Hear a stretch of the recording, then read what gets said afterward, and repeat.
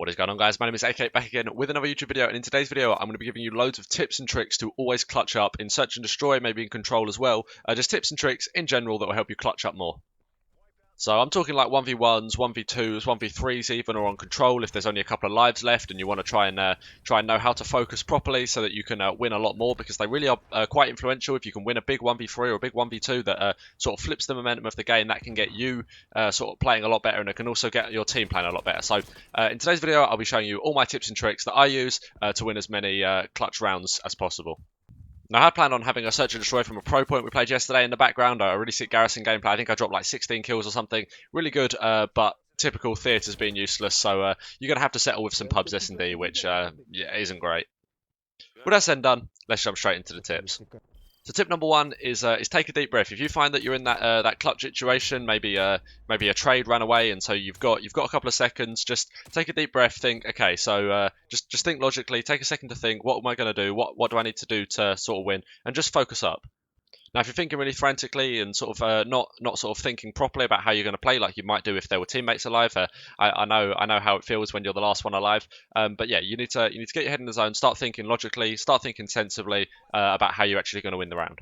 This brings me on to point number two. Get all the information that you can from your teammates. So, assuming you're the last one alive, that will mean that all of your other teammates died. So ask them, where did you die? I mean, a little trick that you can do is actually if you press the start, the scoreboard button, and then press one of your bumpers, that actually moves you over to the big map. So even if their callouts aren't particularly great, if you can quickly bump and check that, you can actually see on the big map where they're being shot from. So it's a good one to do that. But if not, just ask your teammates, where are they?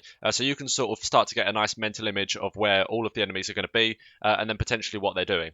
Now, this is especially good if they don't know where you are, because then despite being at the disadvantage in terms of kills, you're actually at an advantage in terms of they don't know where you are. But if they do know where you are, maybe try and move back, reposition, play somewhere different, so that they sort of lose that knowledge of where you are. So this moves on to point number three, which is probably the most important of them all, and this is knowing your win conditions for the round. So if you say have the bomb down, you just need to stop them defusing. If you don't have the bomb down, you're going to need to either get the bomb down or play the kills. But you have to decide this obviously in the moment of the game. I suppose also in control this works is, say you're in a 1 or 2v6 or 7, but you've just got a wave of kills, so they're all in the back of their spawn. Do you wait for them to come up, or do you quickly hop the point and see if you can capture? Well, you'd go and hop the point, because are you going to win 5 gunfights? Probably not, but is there a chance that you could capture the point? Maybe. And then maybe you only need 1 or 2 gunfights to lock down the point. So really, you have to do this kind of quickly, but definitely make sure you do it, and that's consider your win conditions. What do you need to do to win the round?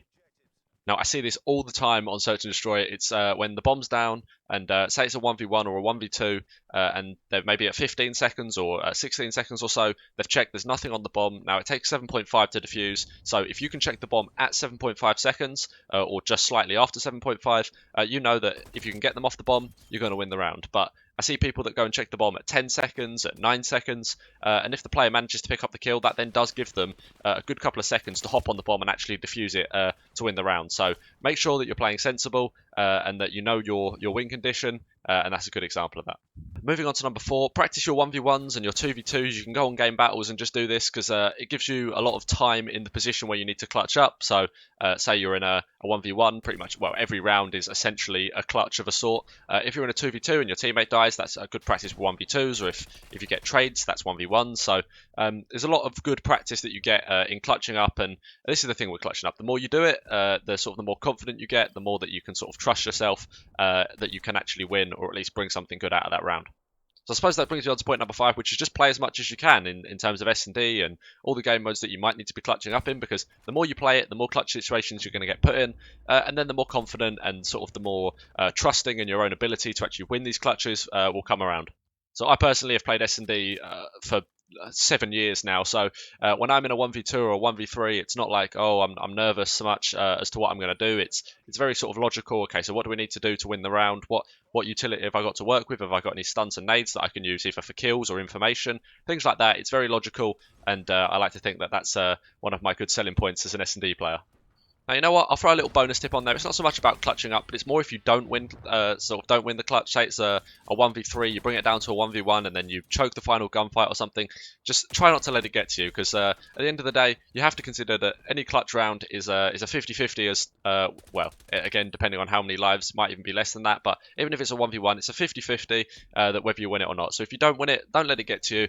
Don't sort of for the whole game thinking, oh, what had I done if I'd won that? Just think, okay, we didn't win, move on, and quickly get focused back into the game. So hopefully you guys find this helpful. If you did, be sure to drop a like, and yeah, I wish you lots of luck in clutching up in S&D and whatever else you might be playing. So if you did find it helpful, be sure to drop a like, and I'll see you in the next one. Have a good one.